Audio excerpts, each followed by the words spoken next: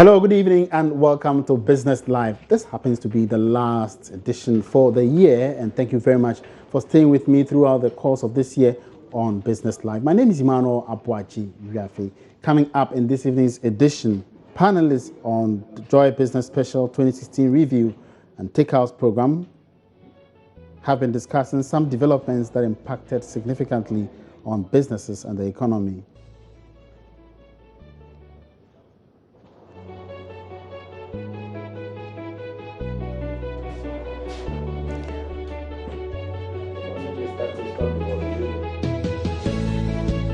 Corporate executives have been expressing their expectations ahead of 2017. And the Presidential Committee on Emoluments insists the economy can absorb recent salary adjustments for Article 71 holders.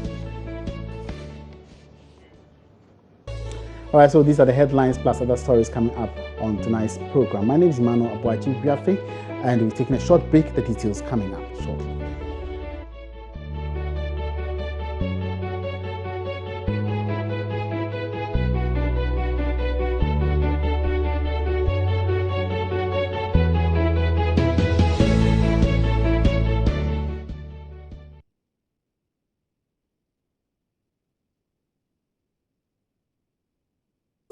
And welcome back.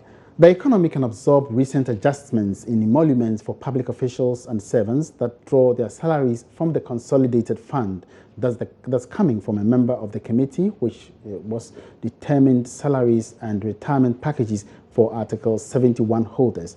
Dr. William Boating. The committee has come under serious criticisms over amounts being paid to these public officials, including the President, Ministers of State, and Members of Parliament. Dr. Boating tells Joy Business they could not have made these recommendations if the necessary resources were not available to pay.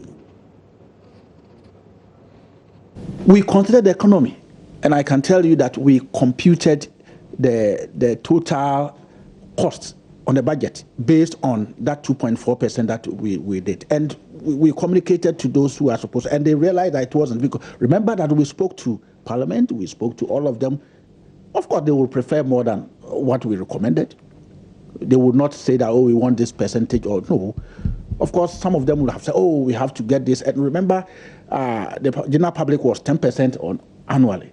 If you have done the 10% that way, the figure would have been much bigger than what you are seeing now.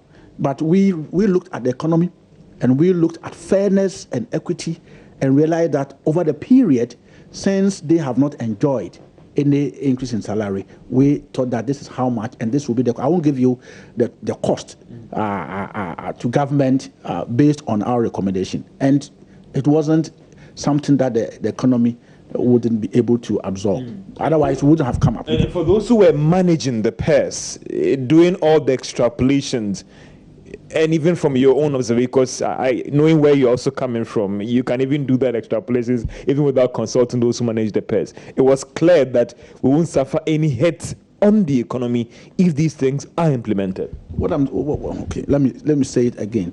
That if the leaked report that you've seen, we did a table.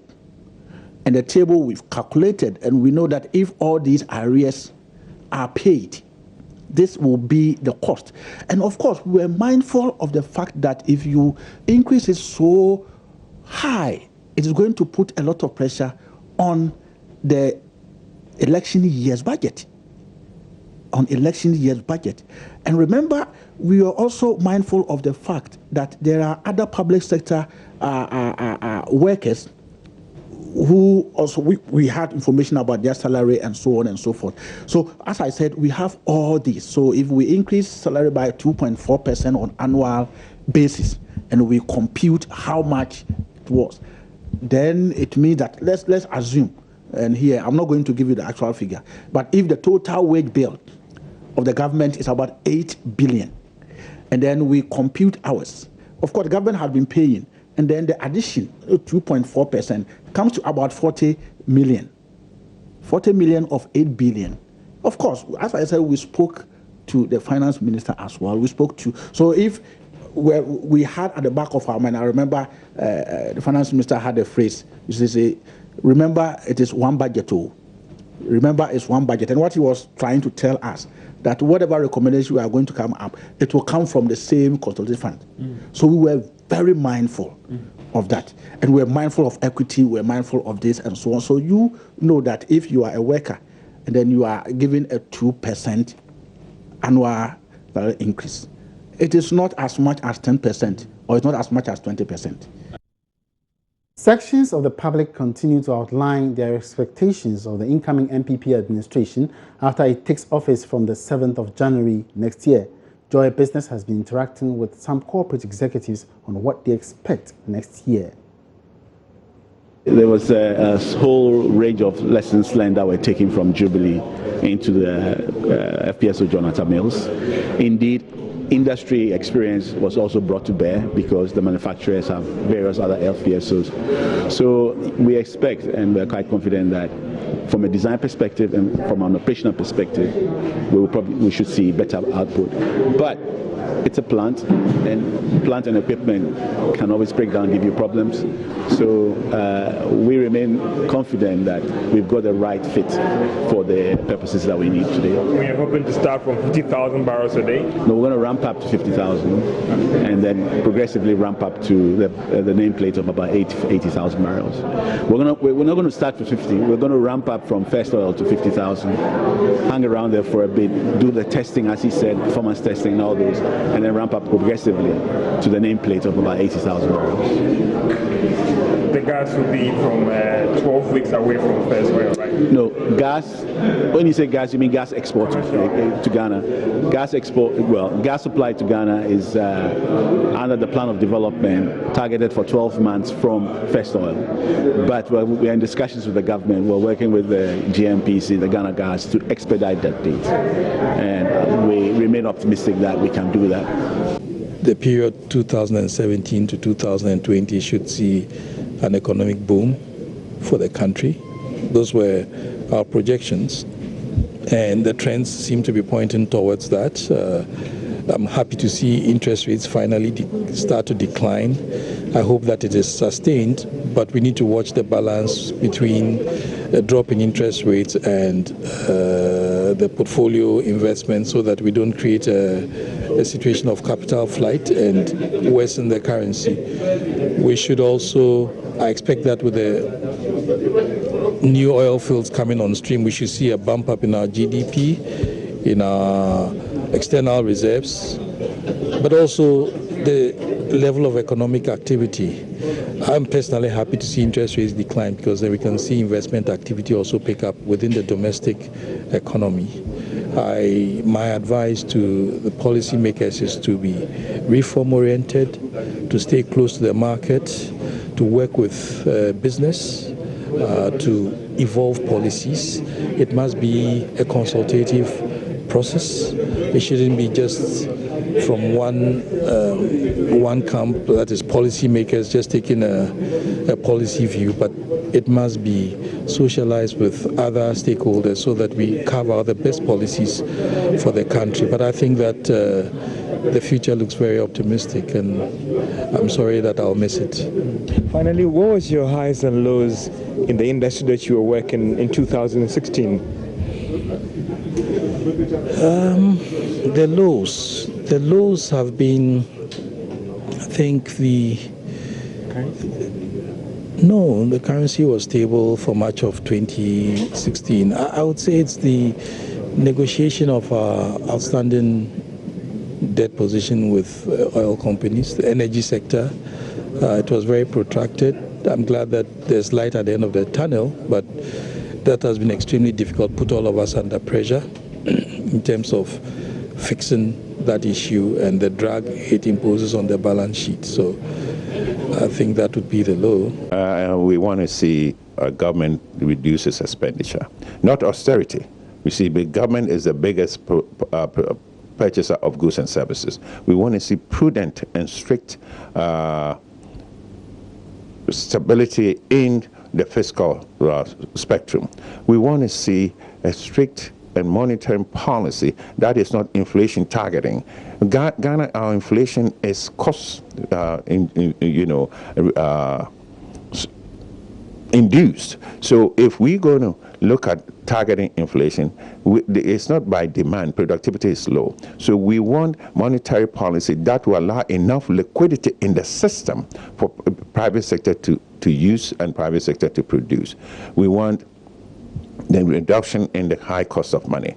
We want to see infrastructure delivery, which is not going to come overnight, but with a PPP arrangement between government and private sector, we should be able to produce, generate those infrastructure without hesitating until government can make money. Because the days where government or the public sector was the straw that says the drink and that's everything, now we say let's create a partnership. And good, and so God so good, Nana had indicated that he's going to work with private sector to do that. And the glorious part of it is that he guaranteed 70% of all government purchased goods and services was going to go to indigenous SMEs. So this, at least we have something in the horizon. We have to engender ourselves to take advantage of the opportunity that will be created. So 2017 is going to be a slow start, but I think we should be moving towards the end of it, moving into where private sector is now producing, taking advantage of the policies of the government.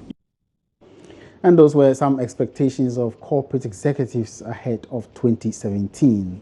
Meanwhile, economist Professor Quartey of the University of Ghana says despite the growth of the economy, it is not reflective of the level of employment. The Ghana Statistical Service recently, in its release of the GDP estimates in Q3 this year, says the economy grew by 4%. Now, but Professor Quartey is saying there is more room for improvement.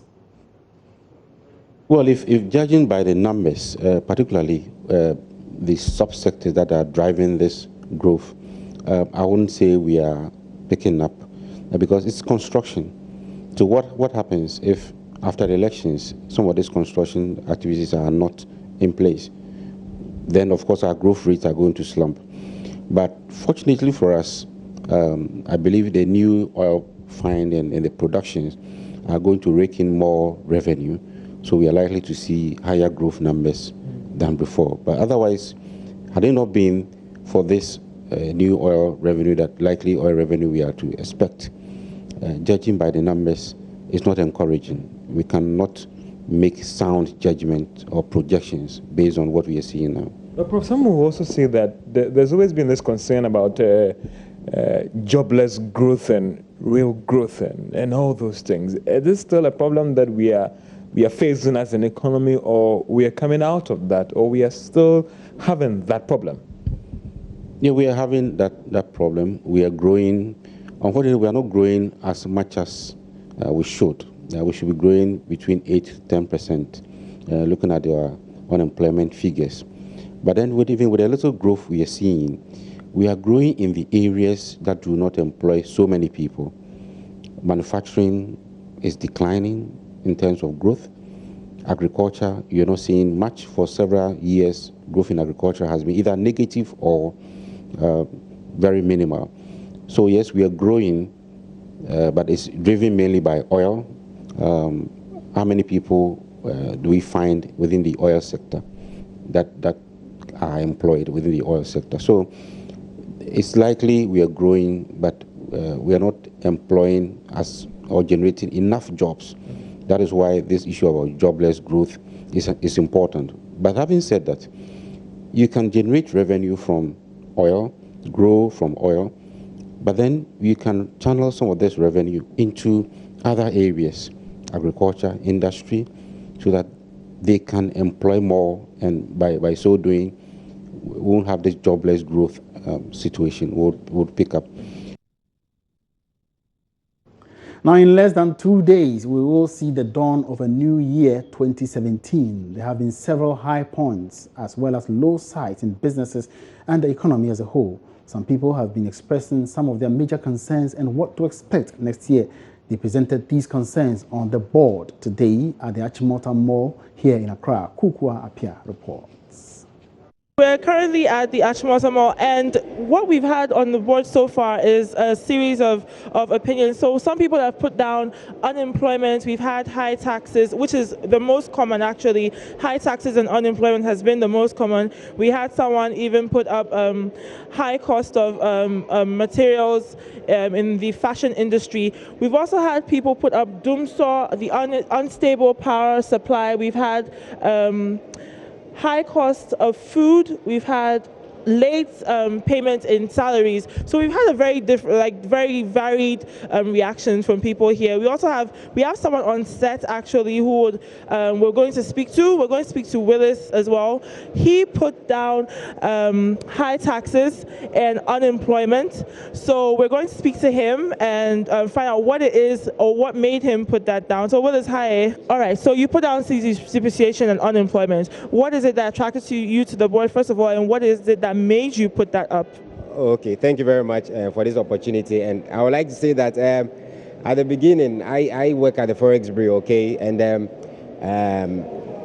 it got to a point in time where the cedi was struggling with the dollar and other foreign currencies, okay, and we are working for profitability, and in cause of that, it affects us. We lose so much, okay. So I was not really happy about the fact that our currency was trailing with other foreign currencies, okay, and it really affected our income. Okay, so we're still at the Achimota Mall, and we have here Asari Miracle. So he came to the board and wrote down high taxes. What made you, first of all, what attracted you to the board? And secondly, what made you put down high taxes? Oh, well, we are basically into importation. We manufacture outside and we bring the goods down to Ghana here. If you look at the taxes that we were paying 2016, it was very outrageous, and because of that, everything eventually is passed on to the end consumer. Not only that, when it also comes to the company, I mean internally, the taxes which are being put on even commissions that staff are getting, okay, so at the long run, if you say get 5,000 as your commission, okay, as a staff, a certain component, substantial component, goes into taxes, so it doesn't come directly to you. So everything apparently goes from importation even to the staff and the end consumer. So that's why I wrote that. What made you choose these two? In the first place, with the high taxes, I'm working in the clothing industry where day in, day out, taxes on raw materials keeps going up. So today you go to town and the fabric is about 10 cedis a yard, and then the following week it goes up again. So when it's like that, it affects my business, and then it affects the customers' pockets too as well. So day in, day out, taxes keep going up, not just on raw materials, on electricity, and a whole lot. So definitely, if the taxes are high, there isn't enough money coming into our pockets. And definitely it would affect the economy. But then with the laziness towards productive work output, I had the chance to work in a public institution, and I realized that when work is supposed to start at 8 o'clock, you have people coming in at 9, and even at 9, they're not starting work. They are now going to have breakfast, chat, and talk about things that happened the previous day. And then finally, when you have people coming in to actually come, require your services, then they are tossing them up and down, or you have to put some envelope under the table before work is done. If all these things could be cut down, a lot of work would have been done by the end of the day, and the government would have saved a lot of money as well. So our attitude towards work also counts. Well, some people also share the expectations of the year 2017. That is going to be much, much better. For now, the power is stable. For past 2 months or so, the power is stable. And if it continues, okay, I'm speaking from the perspective of the energy. If it continues like that, I have no doubt that business is going to boom. I have no doubt, because the more the power is stable, the more people have confidence in the economy. New investors will bring their monies. Those who already have some investment will have the confidence to pump more into their businesses, and that is how the economy will grow. So I think that we are looking forward to a very good business here. I've also learned in the history of Ghana that governments may promise one thing when they are not in power, and they may find out that the situation is completely different, and it may take them a long time, even if they intend to change things, and good intentions is not everything. So yeah, my fingers are crossed, but yeah, I don't want to start celebrating what hasn't happened yet. So yeah, so that's it. You're watching Business Live. We're taking a breather here. When we come back, interview of the day.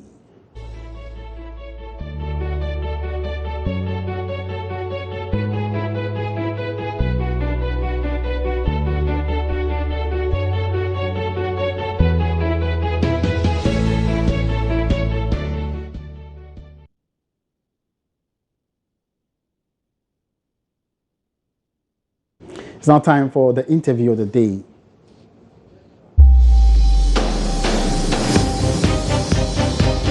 We realize even the exchange rate, if you look at the exchange rate, it's been hovering around 4 to the dollar. It's been relatively stable. For my lows, the debt burden for me is unthinkable. It's too high. Debt GDP ratio of 65, 67, 70% is too high. And for me, my worry is it looks like we are moving towards the 70s where we went for commercial loans, petrodollar loans, and that plunged a lot of developing countries into debt crisis, Brazil, Venezuela, and all the other countries. And that is the way Ghana is going again. Most of these loans, if you look at them, are commercial loans. They are not soft loans from IMF, World Bank, and the rest. The majority are commercial loans. And we continue to float these Euro bonds and the rest. And for me, it's quite worrying that we spend so much of our revenue servicing debts. We are burdening future generations, and it's quite worrying for me. Moving into another area, for you, the year 2016, especially with the economy, what were your highs and lows? Let's look at the economy in particular. What happened in 2016? Year in review, here in retrospect. For you, highs and let's start with your high when it comes to the economy, if there's any.